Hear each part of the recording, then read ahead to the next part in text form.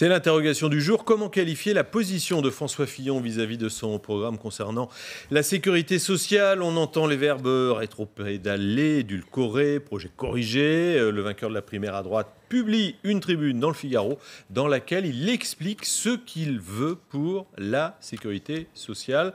Alors, que veut-il précisément? Eh bien, on va poser la question à celle qui est secrétaire nationale en charge de la protection sociale chez les Républicains. Marianne Monchamp, bonjour. Bonjour. On va tout d'abord réécouter, c'est très court, un petit extrait de François Fillon lors de son débat avec Alain Juppé. Je propose que la sécurité sociale se concentre sur les risques principaux. On va discuter avec les partenaires sociaux de la composition de ce panier de soins qui devrait être couvert par la sécurité sociale. Et je souhaite que, pour ce qu'on appelle le petit risque, on aille vers les assurances complémentaires. Voilà, ce qu'on vient d'entendre, c'était il y a quelques jours. Est-ce que c'est déjà de l'histoire ancienne ? Je crois que dans cette tribune très complète, François Fillon vient de remettre ce sujet dans un autre sens, dans un autre cadre. Et je dois dire que c'est courageux de sa part, c'est aussi extrêmement réaliste d'abandonner cette référence aux petits risques et gros risques qui manifestement ne correspond pas aujourd'hui aux enjeux de notre système de protection sociale. Donc il y a toujours une différence entre petits risques, gros risques. Je vous pose la question parce que devant les députés, il a dit, je cite François Fillon, « Ne rentrez pas dans le détail ». Mais bien entendu, je crois que si vous voulez, cette ligne de partage, ce clivage entre des risques qui seraient sévères et des risques qui seraient secondaires, au point qu'on les ferait sortir du champ de la sécurité sociale, n'est pas une approche qui parle à nos compatriotes. Et je veux bien entendre qu'un spécialiste de chez McKinsey ait pu, se laissant aller à une proposition programmatique pour la primaire, sortir une disposition comme cela. François Fillon a bien eu raison de ne pas en rester là. Et vraiment, je le souhaite et je dirais, je le lui demande, le programme de la primaire ne peut enfermer le candidat à l'élection présidentielle. Vous voyez, donc les mots édulcorés, tout ce qu'on entend, c'est des mots qui sont d'actualité. C'est-à-dire que la question n'est pas de savoir si c'est plus doux ou si c'est moins doux. La question est de savoir à qui on parle. Et quand on parle pour une élection présidentielle à l'ensemble de nos compatriotes, il faut leur adresser des messages en fonction de ce qu'ils attendent. Qu'attendent-ils? De quoi ont-ils peur? Qu'est-ce qui les inquiète? En matière de santé, bien entendu, c'est la maladie chronique. C'est ce pépin, c'est ce coup du sort qui vous tombe dessus et qui fait que brusquement, non seulement vous êtes inquiet pour votre santé, mais que vous partez dans un dispositif de soins très long et que dans certains cas, vous pouvez perdre votre travail. Vous pouvez avoir un reste à charge énorme. Vous pouvez être un citoyen déclassé du fait d'une très lourde pathologie. C'est ce qui fait peur aux Français. Donc ça, ce que disait François Fillon, on viendrait écouter l'extrait, c'est toujours d'actualité, parce qu'on n'arrive plus tellement bien à comprendre là. Est-ce qu'on considère qu'il y a des gros risques, des petits risques, que certains peuvent se payer, à la limite sans passer par une complémentaire, parce qu'ils ont les moyens, puis d'autres, ça devient quand même compliqué, même pour un petit rhume. La ligne de partage n'est pas celle-là. La ligne de partage, c'est de sauver notre système de protection sociale et de l'amener à apporter une réponse de qualité en santé pour l'ensemble de nos compatriotes, avec non seulement de la réponse en soins, mais également de la réponse en protection. Ils ne doivent pas avoir un reste à charge qui les éloigne d'un chemin de santé. Ils ne doivent pas les complémentaires, alors ce reste à charge. Et c'est la raison pour laquelle il est extrêmement important dans la gouvernance future. Alors gouvernance, ça fait grand mot, on n'aime pas bien ce genre de terme, mais au fond, dans le pilotage demain de la sécurité sociale, de mettre autour de la même table tous ceux qui financent, tous ceux qui apportent des réponses, et j'oserais dire même les représentants des Français. Aujourd'hui, nous n'en sommes pas là. C'est l'agence de régulation et de contrôle dont parle François Fillon dans sa tribune. Ça ne suffit pas. Je sais bien que c'est ce qu'il écrit. Mais comme simplification, on fait mieux, parce qu'on avait cru comprendre aussi qu'il voulait simplifier. Là, c'est une usine à gaz qui se met en place. L'idée de réguler le système est une bonne idée. Mais ce qui est encore plus important, c'est de faire que l'ensemble des partenaires se parlent et produisent une réponse soutenable. Soutenable pour les Français, en matière de reste à charge, j'insiste, mais également en matière de solutions de qualité pour eux.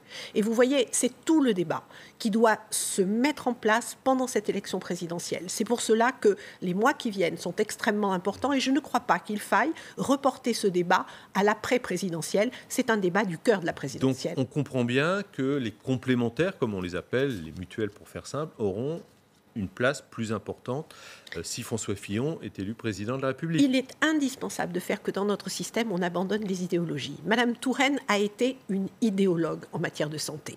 Elle a donné la priorité à la réponse publique. Je ne dis pas qu'il faut sous-estimer la réponse publique, elle est structurante. Mais on ne peut pas imaginer la santé demain sans que les acteurs privés et publics collaborent pour apporter des réponses partout sur le territoire. Je vous repose ma question. Et je vous y réponds, il est évident que les complémentaires, quelles qu'elles soient, elles sont le fait d'assureurs, elles sont le fait de mutuelles, elles sont le fait d'institutions de prévoyance, puissent se retrouver autour de la table avec l'assurance maladie pour véritablement produire ce pilotage. Aujourd'hui, la complémentaire, c'est ce qui intervient en complément d'un remboursement. Parfois dans des conditions... Pour les dents, les soins dentaires, l'optique, c'est le remboursement principal. Et demain, les enjeux seront bien plus importants, car le poids des maladies lourdes, des maladies chroniques, ainsi que je le disais tout à l'heure, ne va faire qu'aller croissant. Certains y voient le rôle d'Henri de Castres, qui est un proche de François Fillon, ancien PDG d'AXA, derrière ce cheminement intellectuel. Moi, je dis que si on attribue une influence, pardonnez-moi, corporatiste à un programme pour la présidentielle, on n'est pas sur un bon chemin. Tous les acteurs doivent être invités autour de la table. Tout le monde est invité, effectivement, à apporter ses préconisations. Mais le candidat à l'élection présidentielle est celui qui va devoir rencontrer nos compatriotes, au sens gaullien du terme, va produire cette intime conviction chez les Français que son programme est le meilleur et le plus proche de ses attentes. Et c'est tout l'enjeu des mois qui viennent. Comment fait-on pour mieux rembourser, c'est ce que dit François Fillon dans sa tribune ce matin, les soins dentaires dont on vient de parler et l'optique? Ça coûte, par définition, ça va coûter plus cher au budget de la sécurité sociale. Bien sûr, mais aujourd'hui, observons les choses, c'est effectivement le système de financement complémentaire qui supporte ces charges elles-mêmes complémentaires. Mais moi, je vais plus loin. Si l'on ne réforme pas notre système de santé, si on continue d'avoir les gaspillages que nous connaissons, et en particulier le volant d'hospitalisation indu, personne ne le sait, une journée à l'hôpital, c'est 750 € par jour. Quand on hospitalise, j'ai envie de dire, contre toute logique, des gens parce qu'on ne sait pas que faire d'eux, on gaspille notre système de santé. Et si nous n'observons pas ce coût de non-qualité qui aujourd'hui existe dans la santé publique en France, nous ne trouverons pas les marges de manœuvre. Donc vous le voyez, les enjeux, ils sont d'être extrêmement réalistes, précis sur tout ce qui fait qu'aujourd'hui le système dérive. En tout cas, je pense que vous êtes conscient que tout ce débat, ça fournit des armes à vos concurrents politiques. À gauche, Manuel Valls l'a abordé hier soir, et à Florian Philippot qui était sur LCI ce matin. Cette tribune, d'abord, elle est incroyable. Elle est incroyable parce qu'elle est totalement vide. Soit c'est volontairement flou et ça cache en réalité une dissimulation du projet véritable qui est bien de privatiser la sécurité sociale, qui est bien de faire plaisir aux assurances privées comme à M. De Castres, qui était l'ancien PDG d'AXA, qui serait dans l'équipe Fillon au gouvernement, nous dit-on. Soit c'est une vraie reculade et ça veut dire que M. Fillon, au bout d'une semaine, il recule déjà, et on serait donc condamné, si Fillon était élu malheureusement président de la République, à 5 ans d'immobilisme. Dans tous les cas, c'est une bourde, c'est un raté. C'est un rétropédalage au bout d'une semaine ou 2 semaines seulement de campagne, où d'ailleurs M. Fillon a totalement disparu des écrans radars. Bien alors, reculade ou privatisation de la sécurité sociale? C'est le choix offert par Florian Philippot. Mais j'ai envie de dire ni l'un ni l'autre. François Fillon, par cette tribune, exprime, je crois, de manière très claire tout l'enjeu du programme présidentiel. Je le disais, quant aux options de Florian Philippot, je vois bien que le Front National, un temps déstabilisé par le résultat de notre primaire, cherche à se refaire en brandissant toujours les mêmes épouvantails. Non, je crois que le Front National, sur ce plan-là, n'est pas crédible. J'ai écouté leurs propositions. Alors, s'il parle de vide, Florian Philippot, ça s'adresse d'abord aux propositions de Mme Le Pen.